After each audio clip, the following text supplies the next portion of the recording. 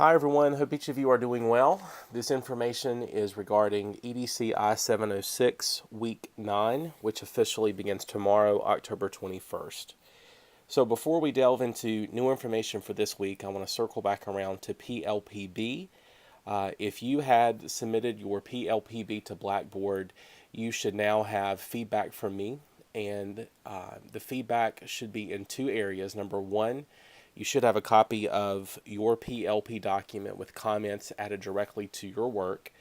And then secondly, you should have a link to a Google Docs, to a Google document where I have added feedback directly on the rubric for PLPB. So make sure you review both of those pieces of information very carefully and very soon and make any appropriate changes because, as a reminder, your PLPB must be uploaded to TaskStream for summative evaluation by November 10th. So obviously that time is coming up very quickly for all of us, so make sure you are giving your PLPB the correct amount of attention to make sure it's the best it can possibly be before you upload it for that summative evaluation.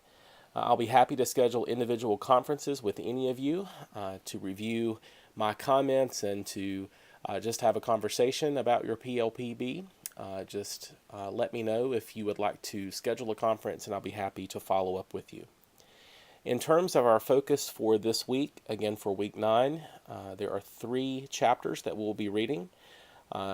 Chapter 9 in Hall and Hoard. I hope you are continuing to enjoy that text.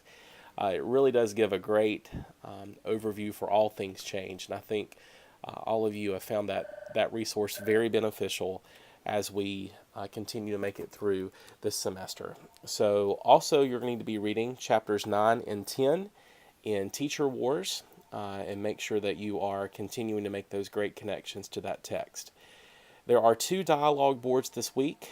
The first one is in regard to Teacher Wars, and you're just answering the questions about the new information that you have learned by reading those pages in the text. And then secondly, did that text raise any questions that it did not answer? For that particular dialogue board, it is only an opinion post. But again, if you want to take the opportunity to submit a non-traditional dialogue board post, that's absolutely fine. I love watching your videos and seeing how your creativity can be infused into your dialogue board post. And then secondly, you have an implementing change post where we are really looking in and focusing in on the systems approach and how it can be applied to implementing change in education. So make sure that you are having that you are including deep connections to the Hall and Hoard text as you are crafting your response, as well as any other pertinent information that you may want to include as a reference. And for that particular post, you do need to respond to at least one peer. So again, I appreciate the work that you're doing on the dialogue board. Keep up those great conversations and making those deep connections.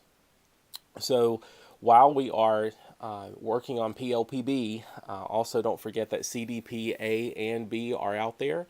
And then in last week's virtual meeting, I asked all of you to sign up for CDP A and B that you could peer review, and I'm not sure how that message was miscommunicated, but please make sure you are logging on to this Google document and signing up for the for the CDP A and B that you will be peer reviewing.